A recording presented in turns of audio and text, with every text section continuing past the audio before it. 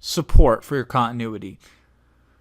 Cancellation. How are you going to handle members who want to cancel so you can stop the obligation of their future payments? So you got to be more on the board with this type of support, because if you miss a cancellation, the customer is going to be absolutely pissed off at you. And then you're going to have to send them money on top of that back to that.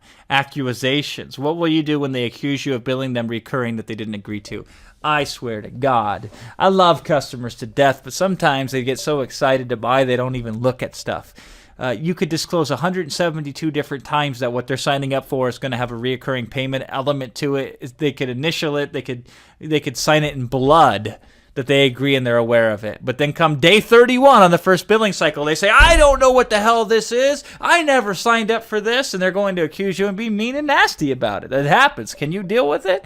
If not, don't do a continuity program. But if you can deal with it, just be aware it'll occur. Don't take it personal, and learn how to minimize and manage that in a way that you can get the customer to not hate you when you're done and move forward and not let it eat you alive. You're going to get chargebacks. Chargebacks are basically people who are going to accuse you of running a charge that they did not authorize, and instead of contacting you, they go straight to their credit card company.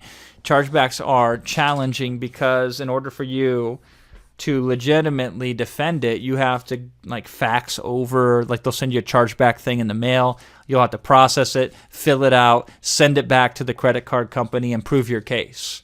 And by the way, if you don't fight them, which is an option, I used to never fight chargebacks, but then that can damage your relationship with your merchant because they say, well, look at all the chargebacks you're getting.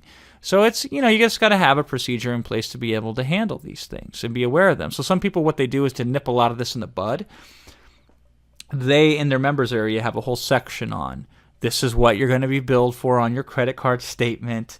This is why you're going to be billed. Just want to make sure you're aware. If you want to stop, you don't do a chargeback, you contact us here. Last thing here is how can you prove if need be? And this is super important because customers will lie. They will say, well, I never, I set a support request in. I never heard back from them. Bull. If you have the right support system, that's why we recommend you use Zendesk. If you have the right support system. And now you don't need Zendesk for selling one-off, two-off products. It's not that important. But for continuity, when we get into here, you should probably consider it because we have timestamps. And we say it's policy. If you did not write into support, it doesn't matter. It doesn't count. But you have to write into support. And if you do, we have timestamps of every single support request that comes in, when it came in, and it's impossible to get lost. You can get lost in email. If they write into support, it does not get lost.